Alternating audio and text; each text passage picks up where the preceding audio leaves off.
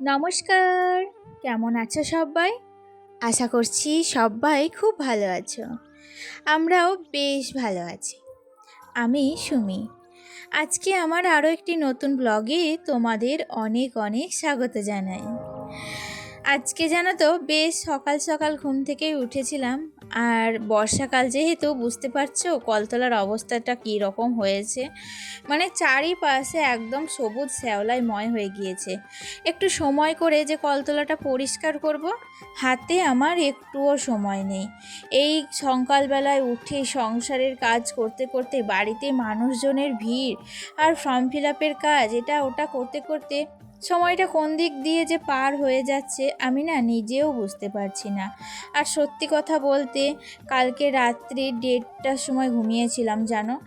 আর 1:30টার সময় ঘুমোয়নি, 1:30টা বাজছিল, তখন কিন্তু আমরা খেতে বসেছিলাম রাত্রে ডিনার। আসলে সন্ধেবেলা থেকে ফর্ম ফিল আপের কাজ চলছিল, তারপর রাত্রি 10টা 10:30 বাজে তখন কিন্তু রাত্রের খাবার তৈরি করেছিলাম।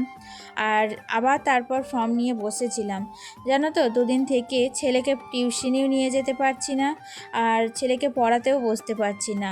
জানি ছেলের কিন্তু অনেকটা ড্যামেজ হয়ে যাচ্ছে।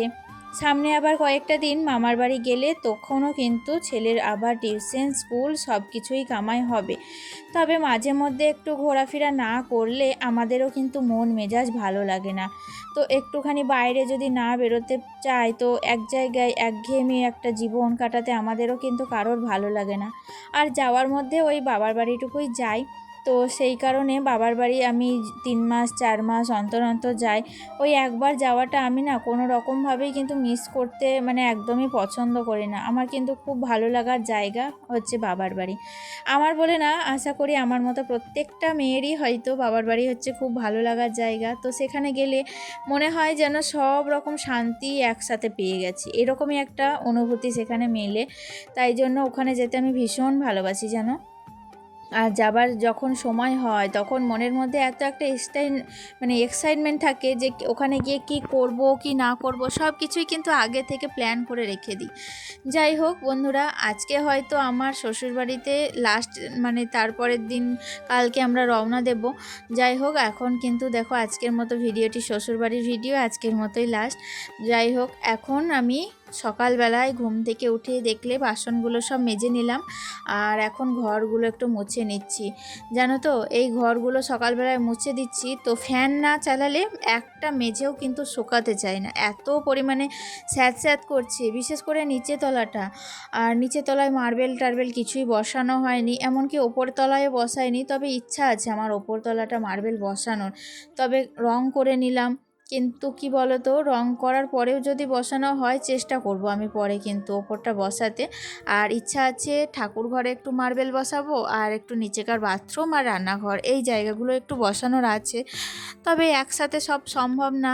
আশা করছি, মানে মনের মধ্যে একটা ইচ্ছা আছে, অন্নপূর্ণা ভাণ্ডার তো পাইনি, তবে যদি অন্যান্য কোনো কিছু সুযোগ সুবিধা পাই ভবিষ্যতে, যদি এমন দিন আসে নিজে যদি কিছু একটু উপার্জন করতে পারি তাহলে নিজের সংসারটা একটু মনের মতন করে সাজানোর আমার ইচ্ছা কিন্তু আছে।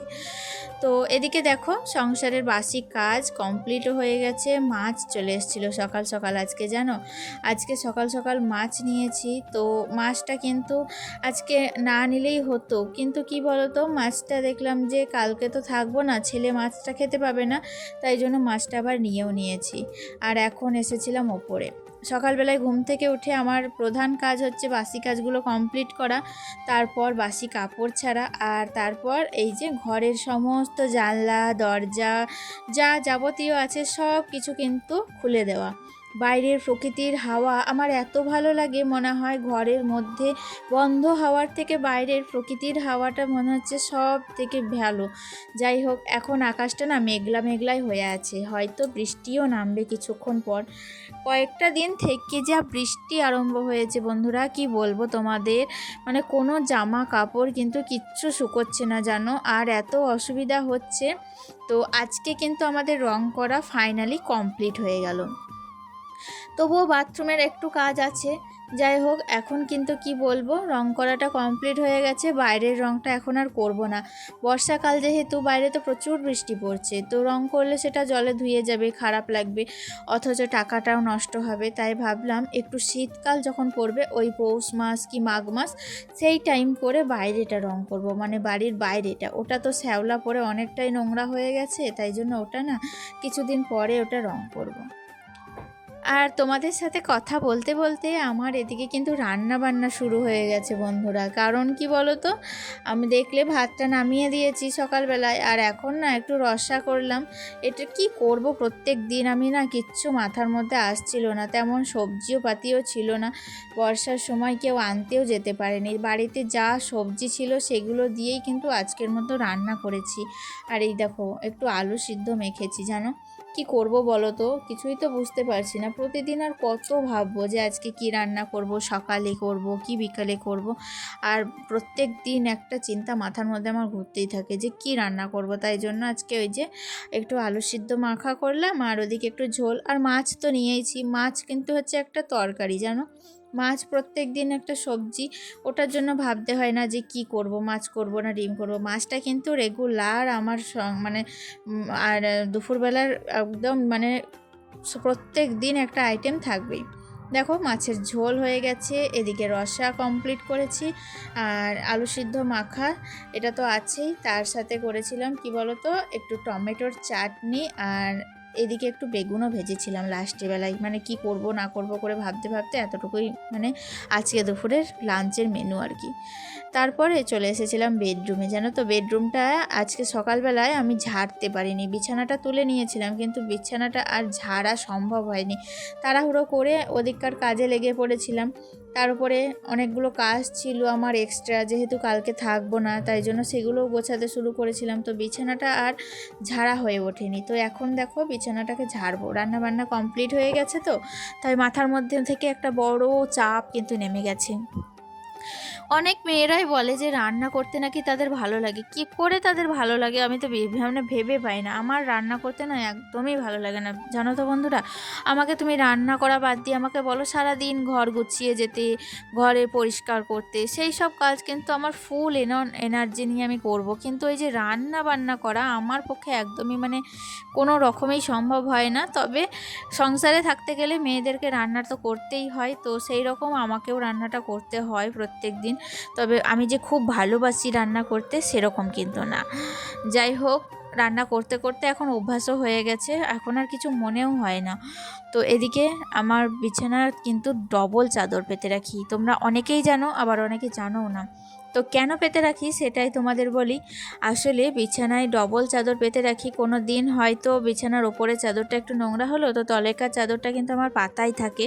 তো আবার ওপরকার চাদরটা একটু চেঞ্জ করে দিই। বালি ধুলো বালি যেটাই পড়ে থাকে সেটা কিন্তু আমার ডবল চাদর পাতা থাকে, সেটার জন্য তোষকে কিন্তু আমার ধুলোবালিটা আর যায় না। এই কারণেই আমি পেতে রাখি। আর যাই হোক, এদিকে বিছানাটা পরিষ্কার করে নিয়েছি, এখন একটু ঘরগুলোকে ঝেড়ে নেব। অনেক দিন থেকেই তো এগুলো পরিষ্কার হয় না, আমার সময় পাই না, এত সময়ের অভাব বন্ধুরা কি বলবো। মনে হচ্ছে দিনে 24 ঘন্টায় একদিন না হয়ে যদি 48 ঘন্টায় একদিন হতো তাহলে হয়তো ভীষণ ভালো হতো। মানে কি করে যে 24টা ঘন্টা পার হয়ে যাচ্ছে আমি না নিজেও বুঝতে পারছি না জানো। এদিকে আমার সাথে মানে কথা বলছিল বাবু, তাই জন্য আমি একটু মানে কাজ করতে করতে ওর সাথে কথাও বলছিলাম।